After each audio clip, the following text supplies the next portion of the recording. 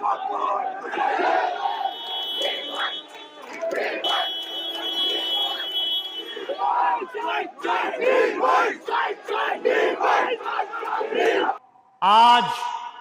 جمعۃ المبارک کے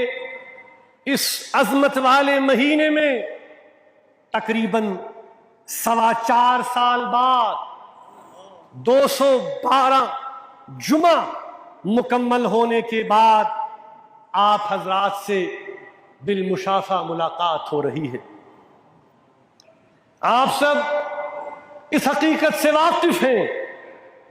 اور آپ اس کے عینی شاہد ہیں کہ 4 اگست 2019 سے مجھے بدستور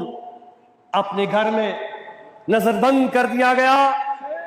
اور تب سے آج تک انتظامیہ نے مجھے گھر سے باہر آنے کی اجازت نہیں دی گئی، جس کی وجہ سے میں اپنی منصبی ذمہ داریاں بحیثیت میروائز نہ صرف ادا نہ کر سکا بلکہ میرے انفرادی حقوق بھی، انسانی حقوق بھی طاقت کے بل پر سلب کر لیے گئے۔ بزرگوں، اس کے باوجود کہ تمام طبقہ فکر نے مطالبہ کیا، بار بار مطالبہ کیا کہ مجھے رہا کیا جائے، بالآخر جب مجبوراً ہمیں عدلیہ تک معاملہ پہنچانا پڑا تو کل بروز جمعرات پولیس کے کچھ سینئر اہلکار مجھ سے ملنے آئے اور مطلع کیا کہ انتظامیہ نے آپ کی نظر بندی ختم کرنے کا فیصلہ کیا ہے اور آپ کو رہا کیا جا رہا ہے اور کل آپ کو جامع مسجد اجازت دی جا رہی ہے۔ الحمدللہ اللہ کی مرضی سے آج 4 سال سے زائد عرصے کے بعد یہ ممکن ہو سکا ہے کہ جامع مسجد کے اس عظیم متبرک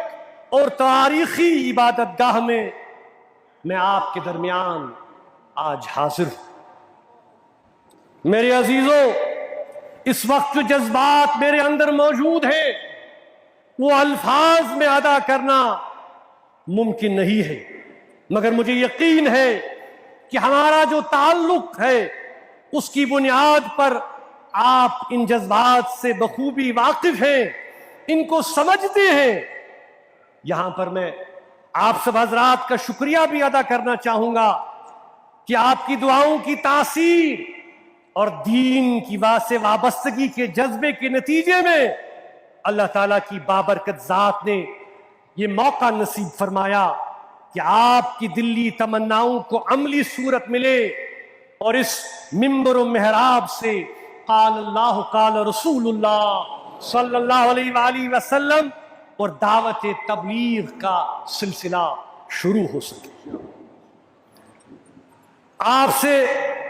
سالوں دور رہنا یہ کتنا دشوار مرحلہ تھا میرے لیے، یہ کتنا دشوار وقت گزرا یہ کوئی اندازہ نہیں لگا سکتا۔ شہید ملت کی شہادت کے بعد یہ میرے لیے مشکل ترین وقت تھا، مگر آپ کے عزم، بلند حوصلوں اور دعاؤں نے میرا ساتھ دیا اور جو واقعتاً اس دشوار ترین مدت میں میری قوت ثابت ہوا، آپ کو میں نے ہمیشہ نہ صرف اپنے قریب پایا بلکہ آپ حضرات ہمیشہ میری دعاؤں میں شامل رہے، جس طرح سے مجھے یقین ہے کہ میں بھی آپ کی دعاؤں میں ہمیشہ شامل رہا۔ میرے ہم وطنوں، مجھے بخوبی اس بات کا مکمل ادراک ہے کہ 5 اگست 2019 کے بعد جو وقت آپ پر گزرا وہ آسان وقت نہیں تھا۔ دفعات کو ختم کیا گیا، ریاست جموں کشمیر کی انفرادی حیثیت کو نہ صرف ختم کرنے کا اعلان کیا گیا بلکہ اس ریاست کو ریاستی درجے سے بھی محروم کیا گیا اور اس کو تقسیم کر دیا گیا۔ خطہ لداخ کو جموں کشمیر سے جدا کر دیا گیا اور عوامی رائے کے برخلاف نئے حکم ناموں کو جموں کشمیر کے تنظیم نو قانون کے تحت یک طرفہ فیصلوں کی آڑ میں یہاں کے لوگوں کو کمزور اور بے اختیار بنایا گیا۔ میرے عزیزوں، یہ بات چندہ دہرانے کی ضرورت نہیں ہے کہ منصب میر وائز دعوت میں یقین رکھتا ہے، مکالمے میں اور دلیل میں یقین رکھتا ہے۔ یہ منصب جو صدیوں سے کار نبوت کا مشن چلا رہا ہے،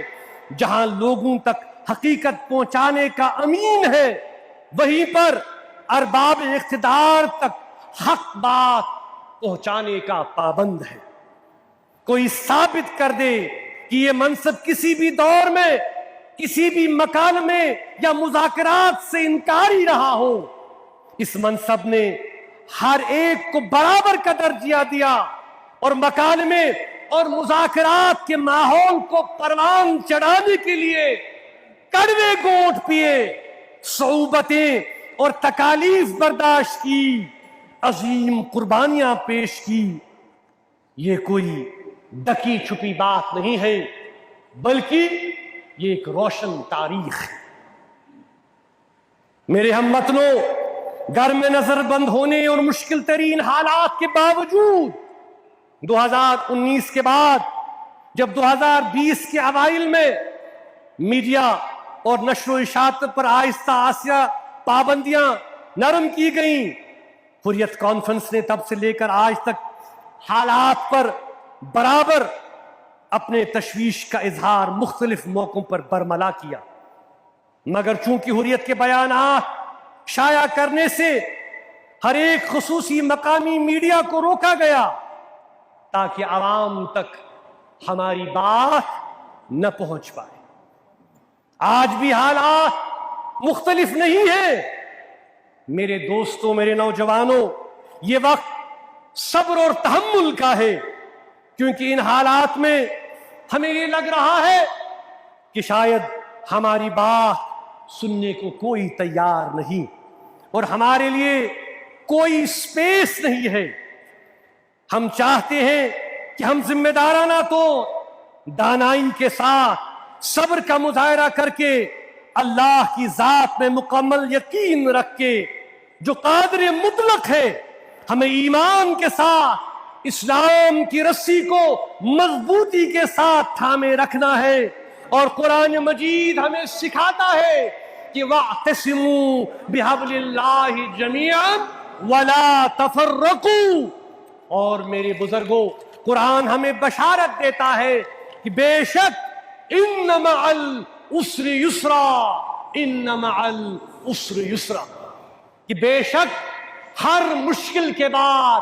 آسانی ہے، ہر مشکل کے بعد آسانی ہے۔ میں اور ہماری کل جماعتی حریت کانفرنس کے ساتھی ہمیشہ سمجھتے ہیں کہ جموں کشمیر کا ایک حصہ بھارت میں ہے، ایک حصہ پاکستان میں ہے، ایک حصہ چین میں ہے، ان کو ملا کر جموں کشمیر بنتا ہے، جو کہ 14 اگست 1947 میں قائم کیا گیا تھا، اور اس روح سے یعنی جموں کشمیر کے منقسم ہونے کی روح سے یہ مسئلہ تقاضا کرتا ہے کہ اس کو حل ہونا چاہیے، جو کہ ایک مسلمہ حقیقت ہے جس کی تصدیق بین الاقوامی برادری بھی کر چکی ہے۔ بہت سارے خاندان بشمول ہمارے اور دوست اس مصنوعی لکیر کے کھینچنے سے تقسیم اور جدا ہو گئے ہیں، ترس رہے ہیں کہ کب ہم ایک دوسرے کو دیکھیں، ان سے ملیں، اپنی خوشیاں ایک دوسرے کے ساتھ منائیں، ایک دوسرے کے غم میں شریک ہوں۔ میں یہاں یہ بات واضح کروں کہ یہ مسئلہ کسی کے لیے علاقائی مسئلہ ہو سکتا ہے، مگر جموں کشمیر کے عوام کے لیے یہ سب سے پہلے انسانی مسئلہ ہے۔ ہمیں علاقائی ذاتی مفاد سے اٹھ کر پہلے انسانی قدروں اور رشتوں کو سمجھنا ہوگا اور مسائل کے حل کے حوالے سے آگے بڑھنا ہوگا۔ حال ہی میں آپ نے سنا ہوگا کہ یوکرین کے حوالے سے وزیر اعظم شری نریندر مودی نے کہا کہ یہ دور جنگ کا دور نہیں۔ صحیح کہا۔ اس ضمن میں ہم یہ یاد دلانا چاہتے ہیں کہ ہم نے ہمیشہ ہر اس طریقہ کار جو تشدد کے خلاف، طاقت کے خلاف تھا، نہ صرف خیر مقدم کیا بلکہ عملی طور پر اس میں شریک بھی ہوئے تاکہ مسائل کا حل مذاکراتی اور مفاہمتی کاوشوں سے نکالا جا سکے۔ ان راستوں پر چلنا ہمارے لیے آسان نہیں تھا، مگر اس حقیقت کو سمجھتے ہوئے کہ مسائل کا حل پرامن ذرائع سے ہی ڈھونڈنا ہوگا تاکہ انسانی جانوں کا ضیاع نہ ہو اور اشتراک عمل سے مسائل کا حل نکالا جا سکے۔ اور اس راستے کو اختیار کرنے سے ہمیں نقصانات بھی اٹھانے پڑے جو کہ آپ سب کے سامنے ہیں۔ افسوس، صد افسوس، ہمیں کبھی علیحدگی پسند کہا گیا، کبھی ملک دشمن کہا گیا، کبھی امن دشمن قرار دیا گیا، اور نہ معلوم ہمیں کیا کیا قرار دیا گیا۔ لیکن ہمارا کوئی ذاتی مفاد نہیں ہے، میرا کوئی پرسنل ایمبیشن نہیں ہے۔ ہم صرف جموں کشمیر کے عوام کے مفادات اور جذبات کی ترجمانی کرتے ہیں جو کہ ہماری ترجیح ہے، اور ہم یہ چاہتے ہیں کہ پرامن ذرائع سے ان کا حل نکلے اور یہاں کے لوگ مزید تکلیف اور قربانیاں نہ دیں۔ ہم عالمی اور علاقائی سماج میں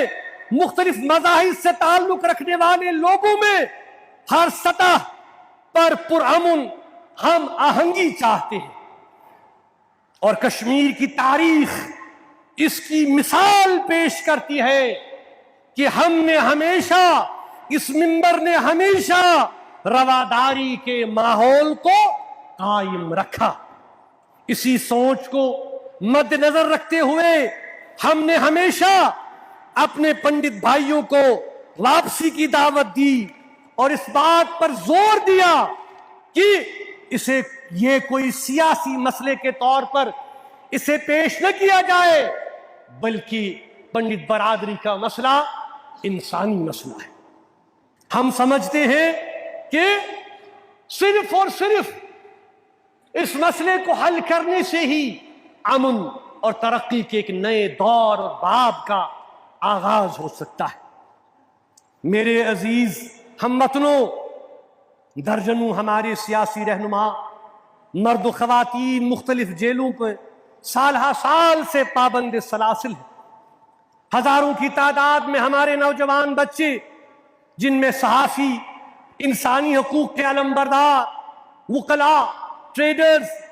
قید و بند کی صعوبتیں برداشت کر رہے ہیں۔ جتنا جلد ہو سکے ہم ان کو رہا دیکھنا چاہتے ہیں۔ ان کے گھر والے ان کی بگڑتی صحت کی وجہ سے پریشانیوں میں مبتلا ہیں۔ آخر پر میں یہاں خصوصاً اپنے نوجوانوں سے مخاطب ہوں کہ اپنے جذبات کا ہمیں کہ آپ سب کے جذبات کا مجھے بے حد احترام ہے،